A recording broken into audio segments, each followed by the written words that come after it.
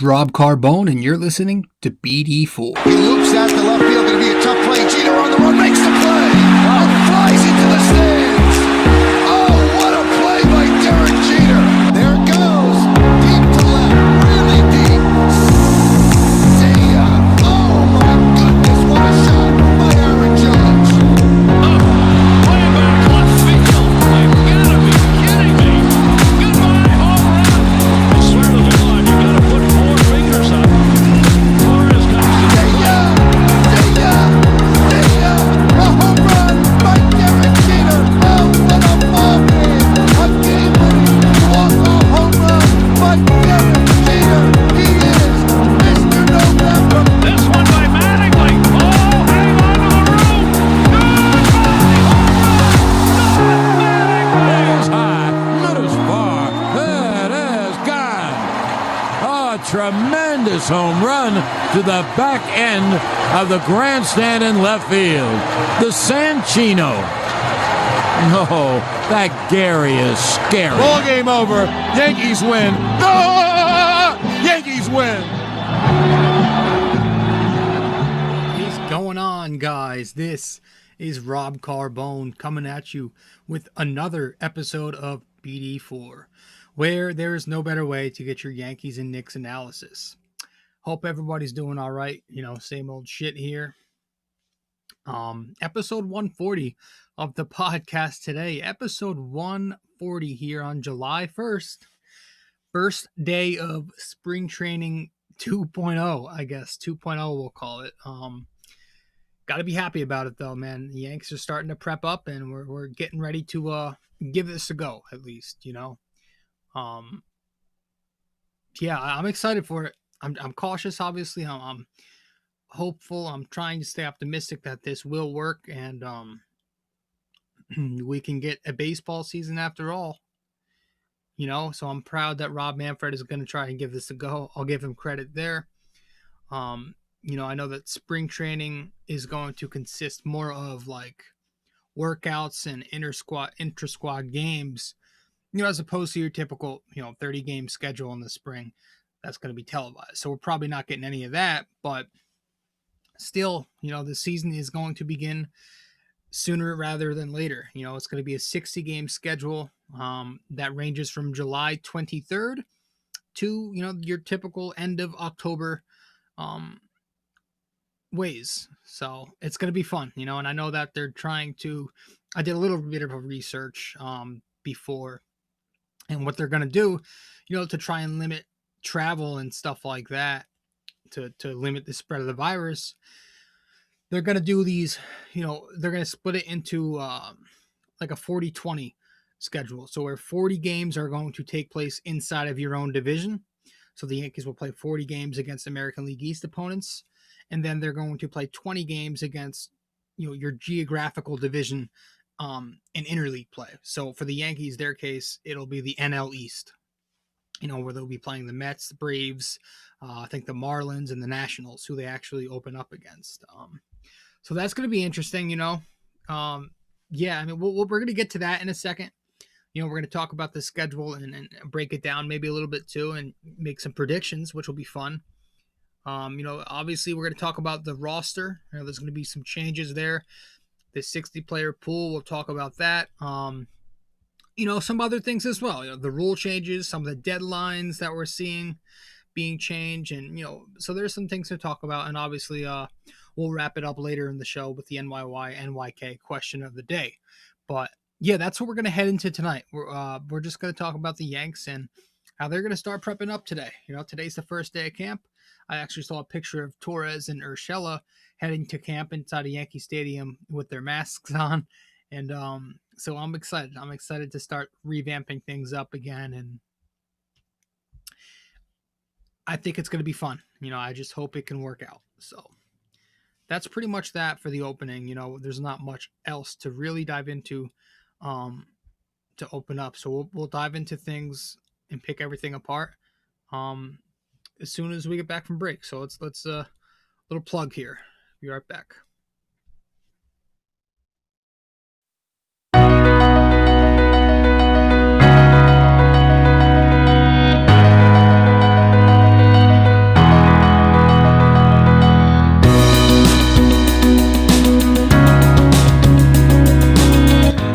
fellas.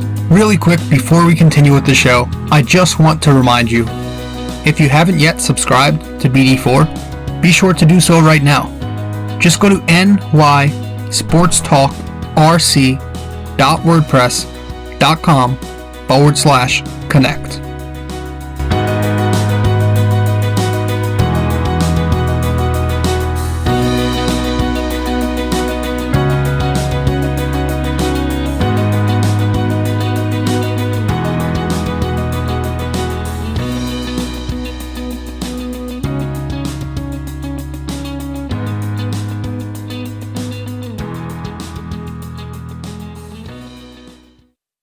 So I think how they're doing it, I think how they're doing it is, so in this 60-player pool, they're picking 30 players to start their active roster on opening day. So it's going to be a 30-man active roster on July 23rd. And then once they are 15 days into the season, they're cutting it down to 28. And then once they're 29 days into the season, see how they're doing it, they're going to cut it down to 26, and I think the new rule, this isn't just because of Corona. I think the new rule was and is still going to be that you can carry as many pitchers as you want now. So it's going to be different, some ways. So we're going to have to, I guess, get used to this new roster format for the most part, I know teams are permitted to carry, I think, 3 players from their taxi squad on road trips, and I think one of those 3 must be a catcher. That's also what I read about. So yeah, it's going to be interesting. It's going to be different, obviously with some new roster changes and these different rules. A lot of folks are looking at this universal DH that we're going to be implanting now as an experiment this season. I have no issue with it. I do have an unpopular opinion to where I don't hate, not that I love, but I really don't mind or don't really care about seeing pitchers bat. It doesn't bother me as much as everybody else, but at the same time, I am open to a universal DH going forward, not just for 2020. I don't mind it if it were to be, a permanent change. So we're doing that. There's also this 3-batter minimum rule that I also think is going to be a permanent change. Relief pitchers who come in have to face at least 3 batters, obviously, unless the inning ends. So I don't love that. I feel like that's a little too much tinkering. The pitching changes can get tiring, sure. Pitchers playing, managers playing matchups and mixing and matching and all that shit. Does it get annoying? Yeah, but it's part of the game. I've always felt like that was part of baseball. Kind of using that strategy and trying to, counter other teams' attack. So I don't know. I don't love that 3-batter minimum rule. I also don't love this whole extra inning man on second base thing. Yeah, I've always felt like baseball should have been a game. It is a game where you have to earn everything, right? That's why, hitting 300, which is equivalent to getting out or to not getting a hit 70% of the time, that's why it's considered elite. Getting out 70% of the time is, or not getting a hit 70% of the time rather, is considered elite, because in baseball everything is supposed to be tough. It's supposed to be tough to get on base. It's supposed to be difficult to work your way to second base into scoring position even. And to just throw that out there, like automatically giving the hitting team the advantage in the 10th inning, putting a runner in scoring position, I just feel like that's way too much. That's going against the fundamentals of the game, and I feel like that's not really what we're supposed to be doing in baseball. I feel like that's too much of a gimmick. That's something you see in some kind of video game. It's like a street rule, on the it's not really, to me, it's not Major League Baseball. There's no reason to give an edge to a team who did nothing to deserve that edge, right? It should be neutral in extra innings from the start. You should have to earn your way on base.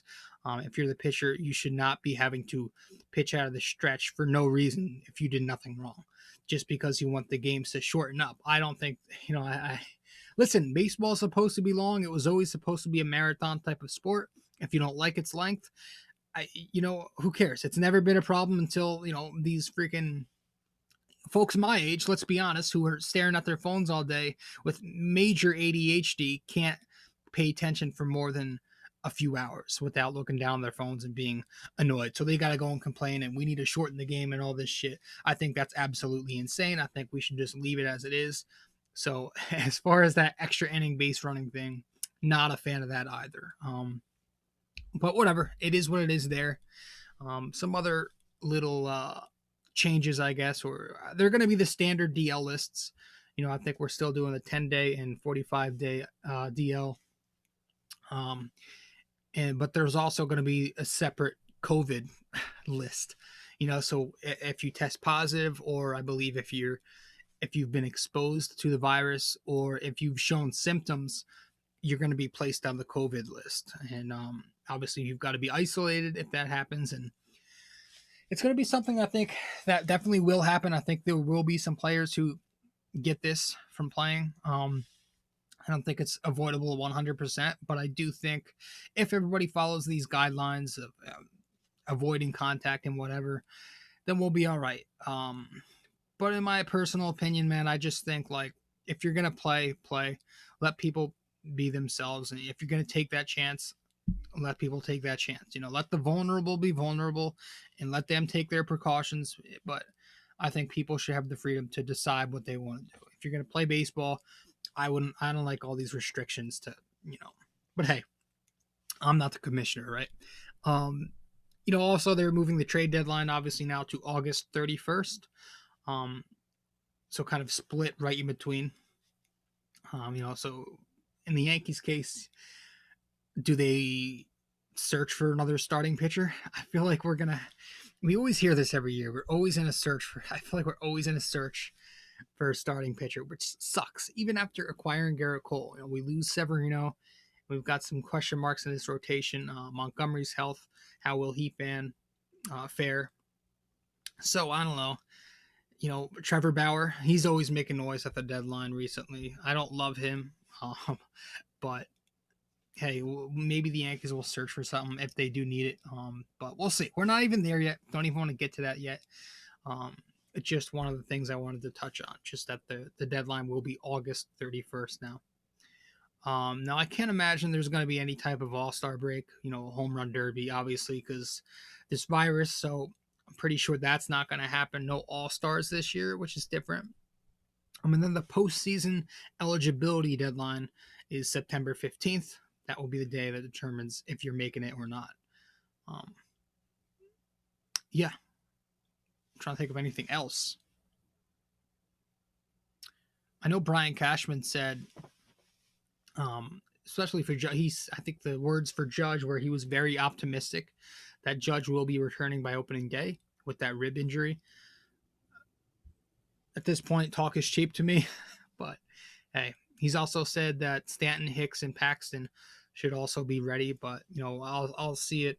I'll believe it when I see it, But the Yanks at full health will be huge, man. We've never gotten them at full health yet. So to get these guys back on time and ready for opening day would definitely be a tremendous boost. Does make you question how some people are going to fit in now with all these guys returning, especially in the outfield with, Clint Frazier's future still up in air. How's Miguel Andujar going to fit? Is he DHing? Is he going to be a utility position player? Which is insane to me. Or is he the Yankees going to give him a shot at third? But I also feel Gio Urshela did more than everything to deserve that starting third base spot. So it's tough to, it's going to be interesting to see how they do this whole thing with this 30-man roster to start out and who's going to play where. I can imagine with as much log jams as the Yankees have, there's going to be a lot of platooning, right? Certain days he's going to play here, that guy will play there. So I can imagine that's probably going to be a case too. What else? So there's really no time now with 60 games to start out slow. And we talked about this last time we talked about the Yankees. I think it was like 2 episodes ago. A smaller window, so there's less time for streaks, right? You have to be hot more than you are cold. Can't have these slow 10-9, 10-10 starts that the Yankees like to have here and there. So it could end up being a real crapshoot. Baseball, people talk about baseball being a crapshoot. I never agree with that, but this time around, I definitely see that being a possibility. again, with a smaller window, somebody like, a mediocre team like the Toronto Blue Jays, who are actually on the up and up, could end up sliding in the playoffs if they catch a 10-game win streak at the right time or something like that. And who knows, maybe somebody like the Rays or the Yankees, if they get cold at a bad time, they'll end up slipping or falling to second place and hitting a wild card or worse. You never know in a 60-game season. But that said, my prediction / expectation / hope, I guess, I did a little bit of I picked it apart a bit, the schedule. And I think the Yankees should / will go 37-23, which, if you do the numbers, do the math, it's equivalent to 100 wins if you stretch that out across a full 162. That's a 62 win percentage, 617 ball to be specific.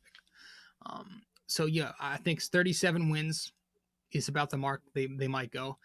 Playing 40 games in your division. So I gave them. So I did a little bit of I took some notes here. I said I think they'll go 8-2 versus Baltimore.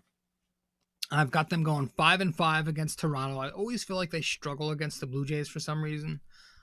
Then against Tampa and Boston, I have them going both 6-4 against each of them.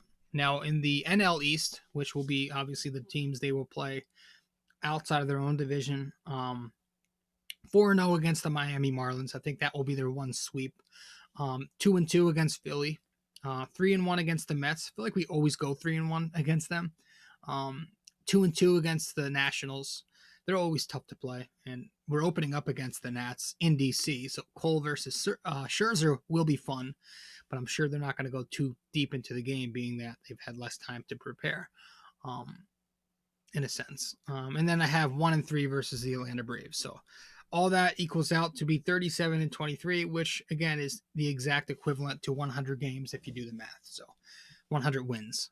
So I think that's fair. If that happens, I would not be upset with it. It should be able to give them the division, I would imagine. But again, it's kind of random. It could be a completely random result here. It could go how we think it will, or it could also go the exact opposite of what we think. So we just have to wait and see how it all pans out. And obviously, it's all about October in the end. The October playoff bracket is really what will determine the legitimacy of this season, in a sense, right? If you're playing clubs who are supposed to make it, then we're good. We don't really have to worry about this season being legitimate as much. But if there are those clubs who usually don't make the playoffs and we're playing them in the playoffs, it's going to leave you with a little bit of an odd feeling, right? Like, how legitimate is it? So I guess, the playoff bracket is going to determine a decent amount who we are facing. But let's get there first, So I think that's pretty much it, guys. There's not much else to say, other than the Yanks are starting to prep, and today's the first day of Camp 2.0. So we'll see what happens. Let's get to our NYK question of the day, though.